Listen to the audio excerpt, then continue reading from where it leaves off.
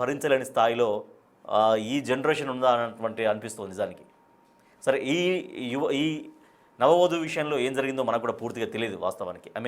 అంటే 3 నెలల కాలంలో ఏం జరిగింది? భర్త ఏమన్నా తీవ్రంగా ఇబ్బందులు పెట్టేవాడా, లేకపోతే కొట్టేవాడా, టార్చర్ చేసేవాడా, ఆమె బలవన్మరణానికి పాల్పడాల్సినంత స్థాయిలో భర్త అట్లా ప్రేరేపించడం మీన్స్ ఆ రకంగా అంత పరిస్థితులు తీసుకొచ్చాడా? సో పోలీసులు ఏమంటున్నారు ఒకసారి చూద్దాం. ఈరోజు మార్నింగ్ మాకు కంప్లైంట్ వచ్చిందండి.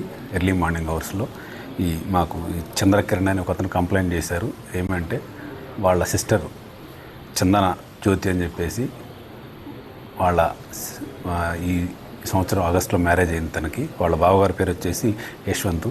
ఇద్దరు కూడా మూసాపేటలో అంజయ్ నగర్లో ఉంటున్నారు. ఉండేటతను సడన్గా రాత్రి ఇద్దరి మధ్య డిస్ప్యూట్ అవడం వల్ల తను సూసైడ్ చేసుకుందని ఈ కంప్లైంట్ చంద్రకిరణ్ తెలిస్తే మాకు వచ్చి కంప్లైంట్ ఇచ్చారు. వీళ్ళు ఎంక్వైరీ చేస్తే వీళ్ళిద్దరే ఇంట్లో ఉంటున్నారు మూసాపేటలో. 2 డబుల్ బెడ్రూమ్ హౌస్ అండి అది. అందులో అతను ఆ అమ్మాయి పక్క బెడ్రూమ్లోకి వెళ్ళి సూసైడ్ చేసుకుందంట. అతను అరౌండ్ 2:33 ఆ టైంలో 100 కాల్ చేస్తే అది 108కి వెళ్ళి 108 వాళ్ళు వచ్చేసి ఆ డోర్ బ్రేక్ చేసి ఆ అమ్మాయిని దించడం జరిగింది. అప్పటికే ఆ అమ్మాయి సూసైడ్ అయిపోయింది. ఎందుకు చనిపోయింది అనేది ఇప్పుడు పేరెంట్స్ గురించి కంప్లైంట్ చేశారు. దాన్ని ఎంక్వైరీ చేస్తున్నాము. బాడీని పోస్ట్ మార్టం మొత్తం గాంధీ హాస్పిటల్ పంపించినాము. పోస్ట్ మార్టం అయిపోయినాక వచ్చే ఎంక్వైరీని బట్టి తదుపరి చర్యలు తీసుకుంటాం. ఈరోజు మూసాపేటలో నివాసం ఉంటున్న చందన జ్యోతి బలవన్మరణానికి పాల్పడింది. పెళ్ళై కేవలం 3 నెలలు మాత్రమే అయింది. సో పోలీసులు కూడా అదే చెప్తున్నారు. సో కొత్తగా పెళ్ళైంది, వాళ్ళు మూసాపేటలో నివాసం ఉంటారు. వాళ్ళ మధ్యలో గొడవలు వచ్చాయి. సో దాంతో బెడ్రూమ్లోకి వెళ్ళి ఆమె ప్రాణాలు విడిచింది, బలవన్మరణానికి పాల్పడిందని పోలీసులు చెప్తున్నారు. సో పూర్తి సమాచారాన్ని మా ప్రతినిధి సుజాత అందిస్తారు. కూకట్పల్లి పోలీస్ స్టేషన్ పరిధిలో నవవధువు చందన జ్యోతి ఆత్మహత్య చేసుకున్నటువంటి ఘటన కుటుంబ సభ్యులందరినీ కలిచివేస్తుంది. తల్లి కన్నీటి పర్వం అవుతుంది. ఎందుకంటే ఎంతో అల్లారు ముద్దుగా పెంచుకున్నాను పాపని, కానీ ఈరోజు నా పాప ఇంత పిరికిది కాదు అనని ఆ తల్లి గుండెలు అలిసేలా ఏడుస్తుంటే ప్రతి ఒక్కరిని కూడా అసలుకి ఆ బాధ తట్టుకోలేకపోతుంది. ఎప్పుడు మాట్లాడిందమ్మా జ్యోతి? నైట్ 8కి మాట్లాడింది. ఏం మాట్లాడింది? మామూలుగానే మాట్లాడింది. అంటే నిజంగా ఎప్పుడైనా చెప్తుందా చందన జ్యోతి మీతో, అమ్మ నాకు ఇబ్బందిగా ఉంది తనతో అని? ఇబ్బంది అంటే ఏమో మాట్లాడి సరిగాను ఎక్కడికి తీసుకెళ్ళాడు బయటికి అని చెప్పేది. నిన్న ఏం మాట్లాడింది పాప నీతో? నిన్న ఆఫీస్కి వెళ్ళి అది తమ్మేసి రావాలని చెప్పింది. ఏం చెప్పిందమ్మా?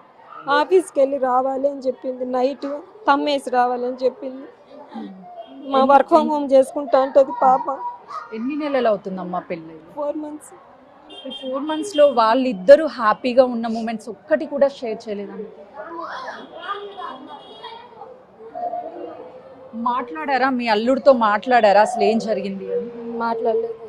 పోలీస్ స్టేషన్కి వెళ్ళారా మీరు? వెళ్ళాను. ఏం చెప్తున్నాడు అతను? నేను అతనితో అసలు మాట్లాడలేదు, అతను చూడలేదు అసలు. అంటే 4 నెలల్లో మీరు అతన్ని గమనించింది ఏంటి అసలు? తన చేసుకునేది అయితే కాదు. చెంపల మీదంతా దెబ్బలు ఉన్నాయి. ఇప్పుడు చూసిన తల ఒకటే చూసిన. నిజంగా చాలా ఇష్టం మీకు, ప్రతిదీ కూడా మీతో షేర్ చేస్తుంది అని చెప్తాను, కానీ అసలు దాచిపెట్టదు ఏది కానీ. ఈ విషయాన్ని ఎందుకు ఏం చెప్పుకోలేకపోయింది? నైట్ ఏం జరిగిందో తెలియదు.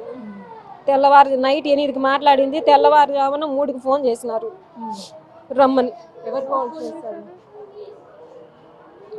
ఎవరు ఫోన్ చేశారమ్మా? మా పాప వాళ్ళ ఆడబిడ్డ భర్త ఫోన్ చేసిన. వాళ్ళు ఏం చెప్తున్నారు ఇప్పుడు? మీ పాప వల్ల అత్తయ్య కావచ్చు, మామయ్య, లేకపోతే వాళ్ళకి సంబంధించిన? నాకు ఏం చెప్తున్నారో నాకు తెలియదు. పాపని ఎంతో ముద్దుగా పెంచుకున్నావు, ప్రతిరోజు కూడా మీతో ఫోన్ మాట్లాడుతుంది, కానీ ఈ విషయాలు మీకు ఎందుకు చెప్పలేకపోయింది తను బాధపడుతున్నట్టు? మా పాపకి నాకు అట్లాంటివన్నీ చెప్పలేదండి. ఎప్పుడన్నా ఇట్లే చెప్పేది. ఎప్పుడన్నా మాట్లాడి సరిగ్గా ఎక్కడికి తీసుకెళ్ళాడు, సరిగ్గా పట్టించుకోడు అని చెప్తాను.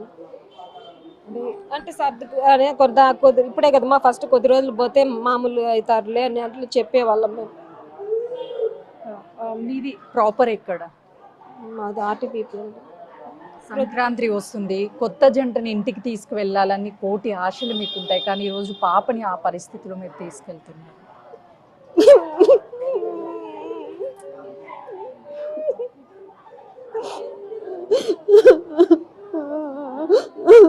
చాలా సెన్సిటివ్ అమ్మ చాలా పద్ధతిగా కూడా ఉండేది.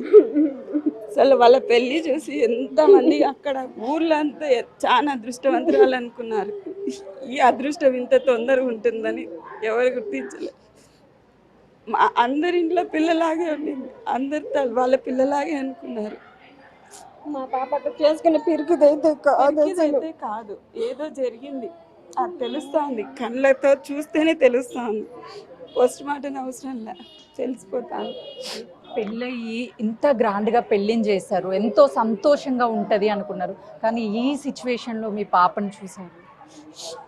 ఎట్లుండేదండి తల్లికి, ఉండేది 2 పిల్లలు వాళ్ళు, పాప బాబు, కంటిన్యూగా ఇంట్లోనే ఉంది.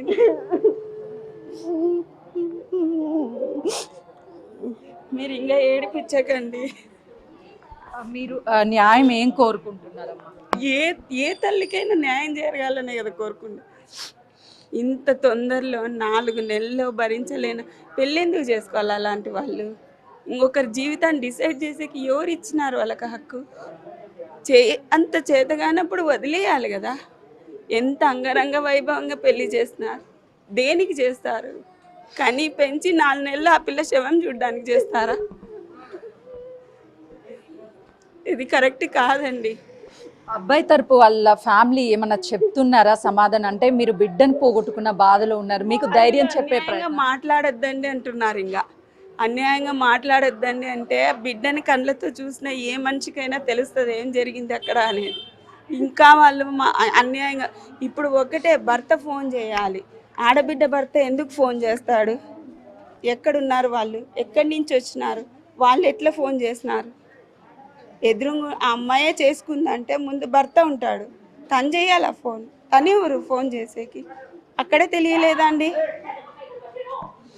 చందన జ్యోతి సూసైడ్ చేసుకొని చనిపోయేంత పిరికిది కాదు, ఏదో జరిగింది ఇంట్లో ఆ రోజు రాత్రి, కానీ న్యాయం చేయాలి మాకు అని చెప్పేసి ఆ తల్లి తల్లడిల్లిపోతున్నటువంటి పరిస్థితి అయితే ఉంది. మరికొద్ది సేపట్లోనే పోస్ట్ మార్టం అనంతరం కూడా తమ స్వస్థలానికి చందన జ్యోతిని తీసుకువెళ్ళి అంత్యక్రియలు చేస్తామని కుటుంబ సభ్యులు చెప్తున్నారు. కానీ నా అల్లుడికి మాత్రము కఠినంగా శిక్ష పడాలి అని చెప్పేసి ఆ తల్లి బాధని వ్యక్తం చేస్తున్నటువంటి